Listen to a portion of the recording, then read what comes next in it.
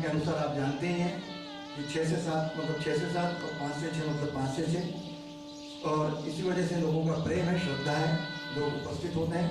मैं क्षमा चाहता हूँ कि हम कार्यक्रम को आगे बढ़ा रहे हैं। परम श्रद्धेय मठ की परंपरा के अनुसार परम श्रद्धेय संत रमेश लाल जी के सत्कार सम्मान के लिए मैं ज्येष्ठ भाई हमारे बंधु राघवेंद्र जी को निमंत्रित करता हूँ कि वे महाराष्ट्र का माल्यार्पण और वस्त्र द्वारा जो है स्वागत करें, जैसे कि मठ की परंपरा होती है।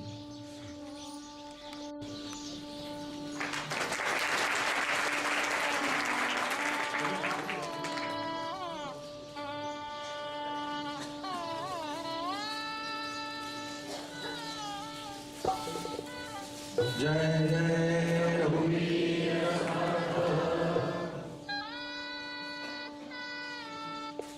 परम श्रद्धेय संत रमेश लाल जी महाराज का सम्मान करने के पश्चात परम श्रद्धेय बाबा महाराज लवाटे जी का सम्मान करने माल्यार्पण और वस्त्र उड़ाकर जो सम्मान किया जाता है।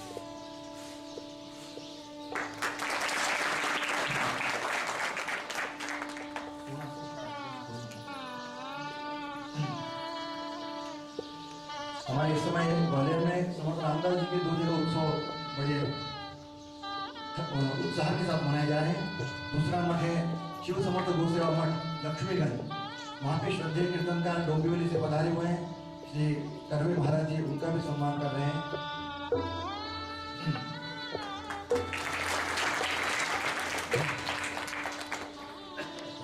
और यहाँ पर इस मठ में भी अब 6:15 बजे से कीर्तन प्रारंभ होने वाला है।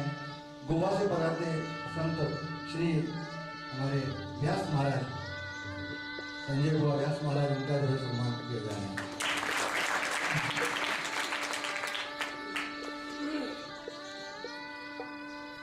यहाँ उपस्थित सभी सम्मानित अतिथियों का मैं स्वागत करता हूँ। हमारे डॉक्टर कावलेकर साहब के बीच में है, हरे जी भी हैं। समर्थ रामदास जी के विचार जन जन तक पहुंचे और समय की आज इस समय की जो आवश्यकता है, प्रासंगिकता को देखते हुए वो विचार राष्ट्रीय स्तर पर उसका प्रचार प्रसार हो। और एक और बात देखने में आती है कि जिन बड़े महापुरुषों के जो मौलिक विचार हैं, वो मौलिक विचार लोगों तक उन्हीं की भाषा में पहुंचे तो उसका प्रभाव अधिक पड़ता है। तो इस दृष्टि से मेरा प्रयास है कि उस पत्रिका का हिंदी में विमोचन करके जो लोगों तक पहुंचाया जाए। मुझे बात याद आती है कि समर्थ रामदास जी का दासबोध, जैसे आपने कहा, यदि किसी ने पूछा कि दासबोध में क्या है, तो उससे ये पूछा गया कि दासबोध में क्या नहीं है। अभी हमारे संत ने एक उदाहरण दिया था परसों, बहुत अच्छा लगा कि जो अंधश्रद्धा निर्मूलन समिति वाले हैं, उन्होंने 20,000 रुपये का प्राइज रखा कि आप भगवान को यदि दिखाते हैं, भगवान को आप दिखाते हैं तो हम 20,000 रुपये देंगे। तो संतों ने उसका उत्तर दिया कि आप भगवान कहाँ नहीं है ये सिद्ध कर दो तो हम 40,000 रुपये देंगे। उदाहरण ये है कि समर्थ रामदास जी के दासबोध में क्या लिखा है, ये पढ़ने के बजाय दासबोध में क्या नहीं है ये यदि कहा जाए तो ज्यादा प्रासंगिक होगा। हमारे यहाँ पंचम वेद कहा गया है महाभारत। महाभारत ही पंचम वेद है। लोगों की एक ऐसी धारणा है कि महाभारत ग्रंथ घर में नहीं रखा जाए, बड़ी गलत धारणा है। बल्कि महाभारत का उन्होंने ऐसा लिखा है व्यास जी ने कि जिसके घर में महाभारत होगा उसको जय प्राप्त होगी, क्योंकि जय नाम का इतिहास है वो। तो जहाँ महाभारत होगा वो जय प्राप्त होगी, ऐसा महाभारत का कहते हैं। और हमारी धारणा है कि महाभारत रखने से जो लड़ाइयाँ होती हैं, झगड़े होते हैं। और व्यास जी को क्या पड़ी थी कि हमारे आपस में घर में लड़ाई झगड़े करवाएं, निश्चित ही हमारी जय प्राप्त हो, इसलिए उन्होंने महाभारत रखा। पंचम वेद कहा गया है महाभारत को। तो वो जो महाभारत है, उस महाभारत के जो सूत्र हैं, यदि उस महाभारत के सूत्रों को आप देखने की चेष्टा करेंगे तो आपको कहीं बात प्राप्त नहीं होंगे। क्योंकि 1 लाख श्लोकों का महाभारत है, इसलिए सामान्य व्यक्ति को पढ़ भी नहीं सकता। यदि आपको महाभारत के सूत्रों को पढ़ना है, देखना है, यथार्थ में जीवन में उतारना है, तो मैं आपको इस दावे के साथ कहता हूं, एकमात्र ग्रंथ है, उसका नाम है दासबोध, जिसमें महाभारत के सारे सूत्र प्रत्यक्ष रूप में समर्थ रामदास जी ने उतारे हुए हैं। छोटा ग्रंथ है, इसलिए किसी संत ने बड़ा सुंदर उसका विश्लेषण किया हुआ है कि रामायण नीति सिखाता है। हमारी नीति की उम्र है 20 से 25 वर्ष की, जिसमें रामायण के द्वारा जो संबंधों की प्रगाढ़ता है, वो संबंधों की प्रगाढ़ता हमारे जीवन में उतारने के लिए रामायण है। तो 20 से 25 वर्ष तक व्यक्ति ने जो है रामायण का अभ्यास करना चाहिए।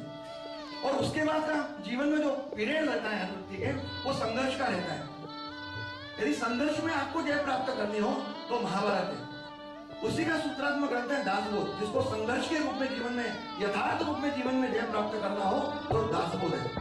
और उसके बाद उसकी उम्र तो लोगों को मालूम है, आफ्टर रिटायरमेंट लोग भक्ति की चेष्टा करते हैं, वो भागवत है। तो तात्पर्य है ऐसे सारे सूत्र आपको एक जगह मिलने का नाम है दासबोध। उस दासबोध को लोगों तक पहुंचाने के प्रयास हमारे द्वारा किया जा रहा है मठ के माध्यम से। महाराज जी क्योंकि सिंधी समाज से मैं आपको बताना चाहता हूँ, सिंधी में भी दासबोध का सिंधी रूपांतरण हो गया है। दुर्भाग्य से आज मेरे पास वो ग्रंथ नहीं था, तो मैं महाराज जी को भेंट करता हूँ, बाद में मैं अवश्य भेंट करूंगा। सिंधी में भी उस भाषा का जो रूपांतरण हुआ है, तो इस दासबोध का रूपांतरण अब हिंदी में दोहा और चौपाई के माध्यम से हमारे परम श्रद्धेय जो दुबे जी हैं, मानस जी दुबे जी, जो इस लघु समर्थक संपादक में उनके माध्यम से किया गया है।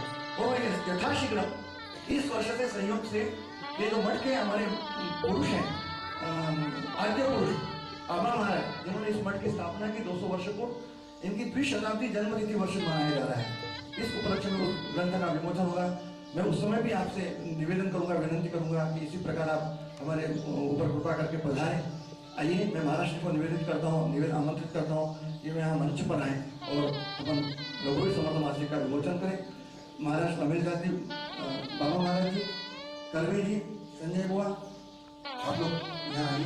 डॉक्टर पापड़ेकर साहब मानस भवन के जो है हमारे अध्यक्ष हैं।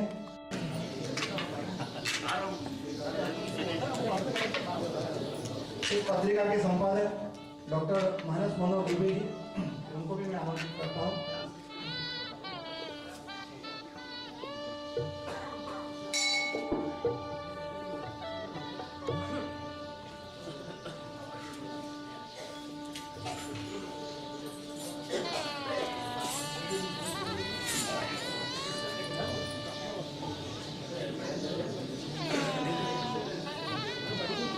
परम श्रद्धेय दुबे जी से मैं निवेदन करता हूँ कि वो जो पत्रिका है वो संत श्री को हमें भेंट करें और उनके द्वारा विमोचन करना है।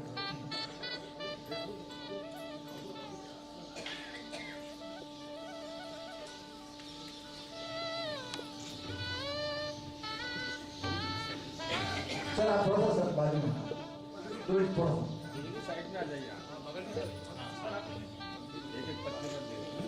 जय जय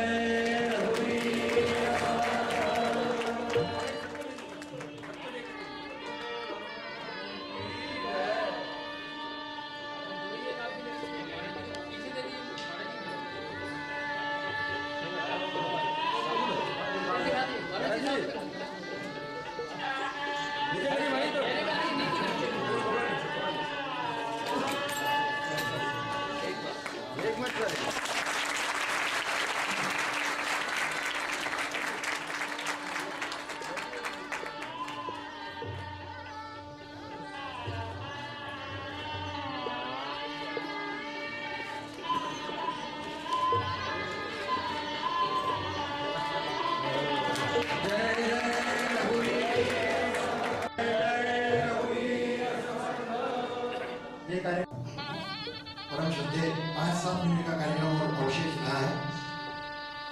परम श्रद्धेय महाराज व्यास महाराज जो गोवा से पधारे हैं, उनकी एक बहुत बड़ी अड़चन है कि गाने के बाद यदि विश्राम लेते हैं तो वो बोलते हैं कि गला फिर तापने में समय लगता है।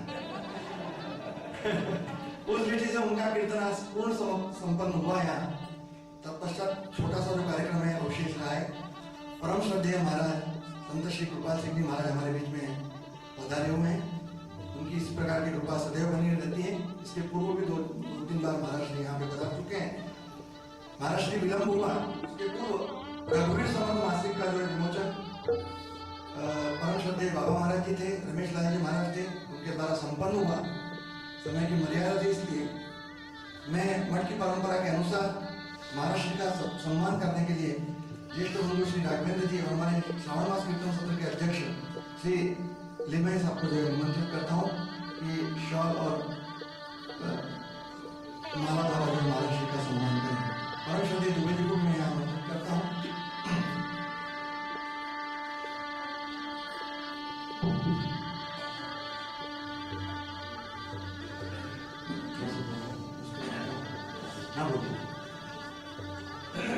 तो परम श्रद्धेय संत श्री कृपाल सिंह जी हमारे बीच में विमोचन के समय ही आना था, लेकिन उनकी लोकप्रियता तो क्या कहें कि जहाँ थे वहाँ के लोग छोड़ने को तैयार नहीं, बड़ी मजबूरी में वहाँ से जल्दी जल्दी आए और अभी फिर चैम्बर ऑफ कॉमर्स में काव्य संध्या आयोजित है, वहाँ पहुँचना। मुझे मालूम है कि वहाँ भी पहुँचना है, पता नहीं घर तो कब तक पहुँच पाएंगे आश्रम अपने, इसलिए व्यस्त कार्यक्रम में 10-15 मिनट उनको दिए, इसके बहुत बहुत उनका आभारी हूँ। और आदरणीय राघवेंद्र जी से आग्रह करता हूँ कि महाराज जी का सम्मान करें।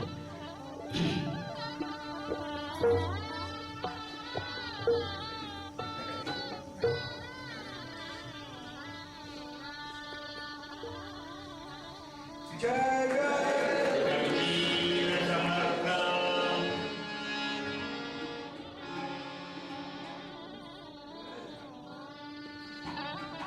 इसके पूर्व में रघुवीर समर्थ मासिक जो महाराष्ट्र सज्जनगढ़ मूल स्थान से जो मराठी में निकलता है, उसका हिंदी संस्करण का जो यहाँ शुभारंभ हुआ, लोकार्पण हुआ। परम श्रद्धेय हमारे दुबे जी उसके संपादक हैं। मैं महाराष्ट्र को दुबे जी से निवेदन करता हूँ कि भेंट करें, प्रति को भेंट करें। मैं ये लोकार्पण के समय क्योंकि भीड़ अधिक थी इसलिए बोल नहीं पाया। मठ की जो दिव्य परंपरा है, परम श्रद्धेय समर्थ रामदास जी महाराज से लेकर परम सद्गुरु वासुदेव महाराज जी तक की सब परंपरा को नमन करता हूँ। और एक आपके सामने एक छोटा सा प्रसंग सुनाता हूँ कि संतों की कृपा क्यों बनी हुई है। इस मैगजीन को निकालने के पीछे भी संतों का आशीर्वाद रहा है। पिछले 2 वर्ष पूर्व श्रद्धेय परम सद्गुरु श्री दत्ता भैया महाराज मठ में पधारे हुए थे और चर्चा के दौरान उन्होंने हमसे दोनों भाइयों से एकदम निवेदन किया कि उपेंद्र, मैं समर्थ का मासिक जो है हिंदी में यहाँ देखना चाहता हूँ। जैसा कि व्यस्तता रहती है और उन्हें हमारे स्वभाव का कल्पना थी तो हमने उनको स्वीकृति दी और उसके पश्चात उन्होंने तुरंत कहा कि नहीं, मुझे लिखित में चाहिए। और लिखित में लेने के बाद हम दोनों से सिग्नेचर करवा दिए। मैं आपको बताऊँ, बड़ा भावपूर्ण प्रसंग है। आज वो हमारे बीच में नहीं है। ये रघुवीर समर्थ मासिक का जो प्रथम संस्करण है, हमने उनको समर्पित किया हुआ है। मैं ये संपन्न होता है, एक इसके पीछे भी कुछ न कुछ प्रेरणा रही होगी कि महाराज श्री लेट पधारे हैं, थोड़े से विलंब से पधारे, क्योंकि एक कार्यक्रम का दूसरा भाग जो था वो मनोहर कुटी और लक्ष्मण कुटी उसका लोकार्पण था। हम चाह रहे थे कि महाराज श्री के तरफ हम लोग आए हो। मैं महाराज श्री को यहाँ आमंत्रित करता हूँ कि उसका लोकार्पण यहाँ करें। परम श्रद्धेय संत गोपाल सिंह महाराज, ये कुटियों का जो निरीक्षण है, कल जो है आप कीर्तन के पूर्व पधारे क्योंकि रात हो गई है और आपको देखने को मिलेगी। जाते समय रघुवीर समर्थ मासिक जिसको भी लगाना है, 150 रुपए इसका सब्सक्रिप्शन है। समर्थ रामदास स्वामी संस्थान सज्जनगढ़ इसका मालिक है, तो पैसे नहीं जमा होंगे। आप यहाँ जमा करने की व्यवस्था है, जिनको भी मासिक चाहिए हो उसके मेंबर बने। परम श्रद्धेय गोपाल सिंह जी महाराज।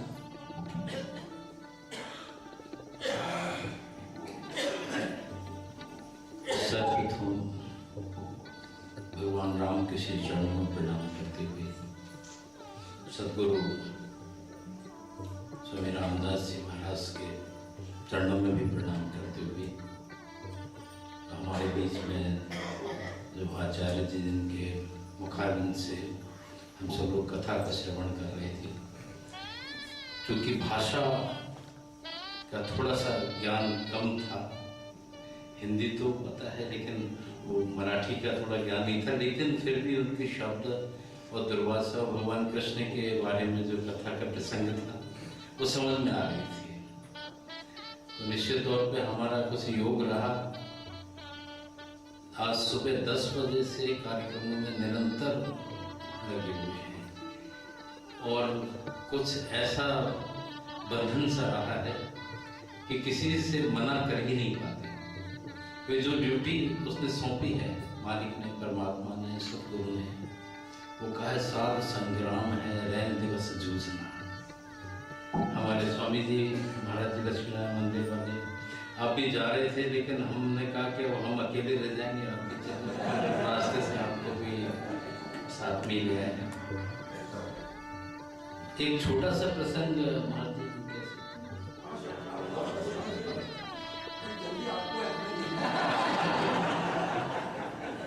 बड़ा भावपूर्ण वातावरण है। ईश्वरीय सत्ता, ईश्वरीय स्वरूप या महापुरुषों में कोई अंतर नहीं। गुरु तत्व सर्वोपरि, शरीर गुरु नहीं होता। हम गुरु शरीर को मान बैठते हैं, लेकिन वास्तविकता में वो नित्य है, शाश्वत है, गुरु तत्व है, वही शक्ति है। और जिनके माध्यम से हमें वो प्राप्त होती है वो उसके निमित्त होते हैं। लेकिन सबसे पूर्ण जैसे कि आपका भाव, विश्वास, प्रेम देखने को मिल रहा है, ऐसे ही भाव स्थिर रहे, हमारे अंदर कोई अहंकार ना आए, अभिमान ना आए, हमारा समर्पण सदैव बना रहे ईश्वर के प्रति, उनकी कृपा निरंतर हम पर बरसती रहे।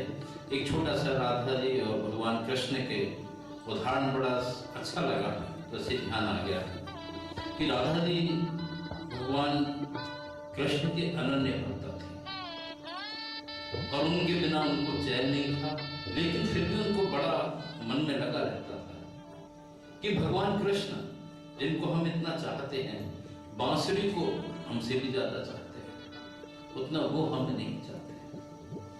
तो ये मन में उनके अंदर चलता है। एक बार मन नहीं माना, मन की तो व्यवस्था ही ऐसी है कि वो सबसे तीव्र गति है अगर तो मन की है। तो राधा जी ने बांसुरी से पूछ ही लिया, क्या करें, ऐसा कौन सा गुण है कि भगवान कृष्ण सदैव आपको अपने साथ रखते हैं, अपने अधरों का स्पर्श करते, सदैव अपने अधरों पर रखते हैं, ऐसा क्या कौन सा गुण है? बांसुरी ने कहा, मेरे अंदर झांक करके देखो। राधा जी ने बांसुरी के अंदर झांक करके देखा, तो अरे इसमें तो कुछ नहीं है, तो खाली है। तो बांसुरी ने उत्तर दिया कि यही कारण है कि मेरा मुझ में कुछ नहीं है। जो 36 राग रागनियां जो भी कुछ निकलती हैं वो भगवान कृष्ण के द्वारा निकलती है, और यही कारण है कि सदैव भगवान कृष्ण मुझे अपने साथ। जब तक हमारा हमें कुछ है तब तक हम ईश्वरी भक्ति से दूर हैं। जीवो ब्रह्म एक पर्दा पड़ा हुआ है। जब मैं था तब गुरु नहीं, अब गुरु है हम नाए, प्रेम करी यति साकरी तामे दो न समाए, दो का फिर एक गुरु है। तो वह स्थिति यहाँ जो वातावरण भक्ति का देखने को मिला, एक मन में इच्छा हुई थोड़ा सा, क्योंकि विलम्ब तो हो गया अभी, जैसा कि आपने बताया वहां भी इंतजार है। इच्छा तो नहीं हो रही जाने की, क्योंकि कथा का जो प्रसंग था, कथा जो सुनी, भाव तो भक्ति था, और भाव अपने आप खींचता है। जहां उससे जुड़े लोग हैं, वो चाहे भाषा, हृदय की भाषा सबसे सर्वोपर है, और वो सबसे ऊपर है, और सबसे उसको समझते हैं। आज चूंकि आप सबके बीच में आने का अवसर मिला है, क्योंकि विलम्ब रहा, काफी लोगों को हमारे इंतजार रहा, और उसके लिए हम क्षमा याचना कह सकते हैं, क्योंकि सब ईश्वर के अंश हैं। अब चूंकि जो यहाँ मठ के संस्थापक परम पूज्य श्री आबा महाराज एवं उनके पिता श्री परम पूज्य श्री लक्ष्मण महाराज की पावन स्मृति में यहाँ जो निर्माण कार्य हुआ है, श्री लक्ष्मण कुटी एवं श्री मनोहर कुटी मठ में आने वाले साधकों को कुटी लोकार्पित करता हूँ।